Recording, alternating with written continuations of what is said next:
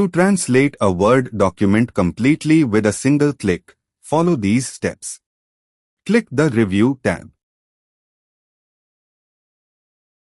Then click here Language. From these two options, click Translate. Now, to translate the document completely, click the second option here, Translate Document.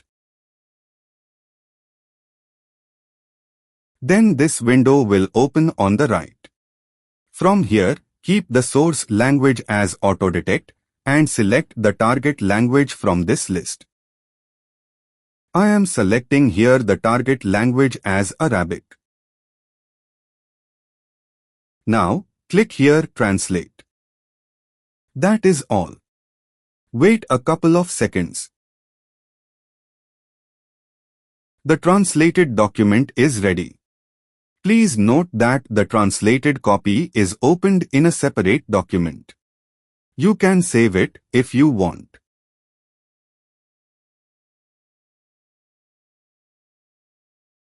I hope this video will help you. Please let me know your experience by commenting below. Thank you.